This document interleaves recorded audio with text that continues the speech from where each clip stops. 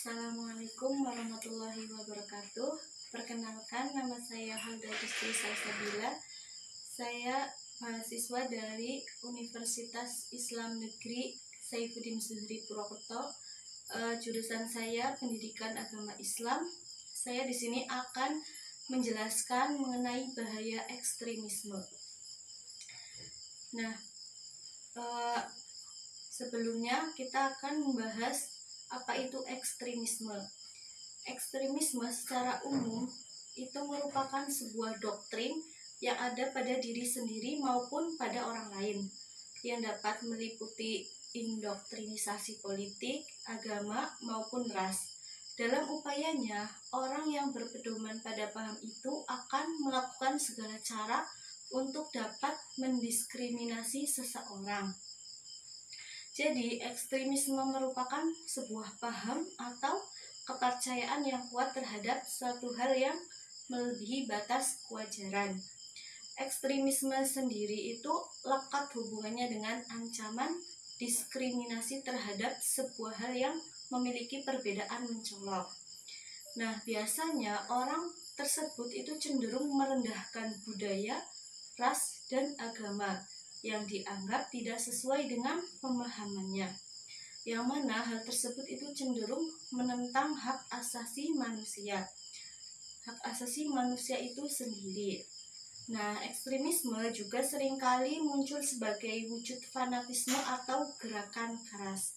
Jadi, ekstremisme itu sangat berbahaya karena orang yang menganut paham ekstremisme itu bisa merendahkan budaya, ras, dan agama apabila paham yang dianut orang lain itu tidak sesuai dengan pemahamannya. Nah, selanjutnya kita akan membahas faktor berkembangnya paham ekstremisme.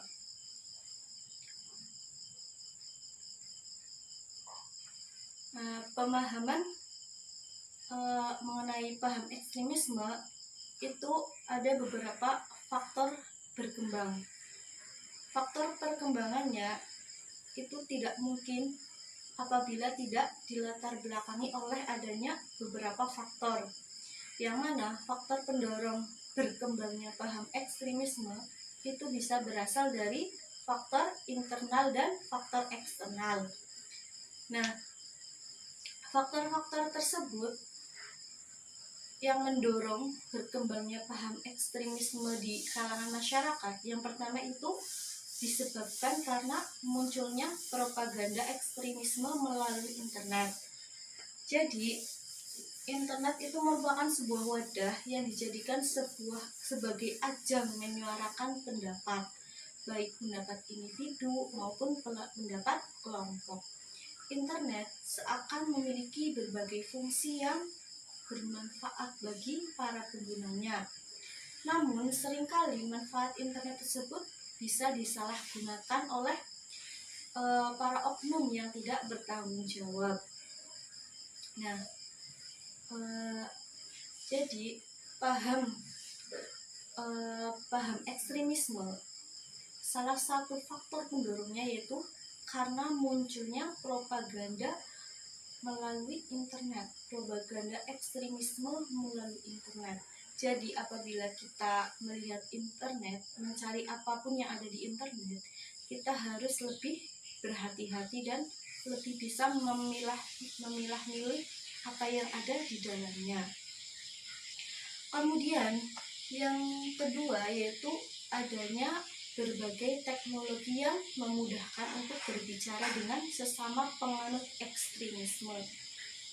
Nah, berkembangnya teknologi pada era ini memberikan keuntungan bagi penganut paham ekstremisme untuk mengembangkan pahamnya, yang mana untuk mengatur semua rencana dan upaya pengembangannya dapat dilakukan dengan cara video call dan sebagainya.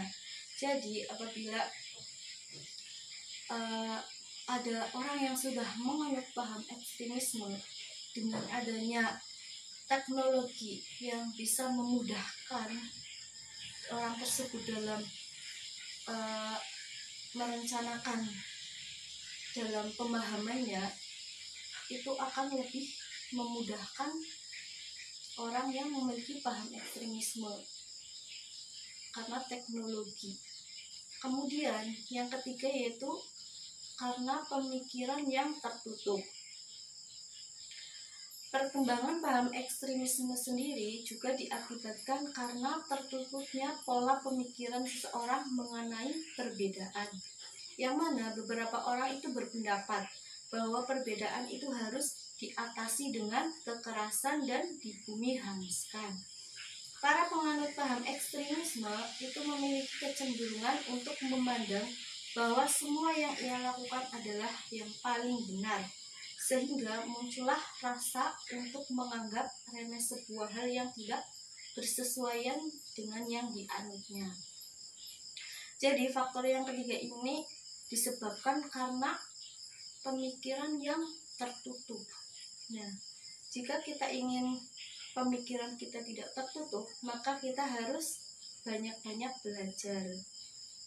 Apabila kita memiliki ilmu yang banyak, kita tidak akan mengatasi perbedaan dengan cara kekerasan, karena orang yang semakin berilmu akan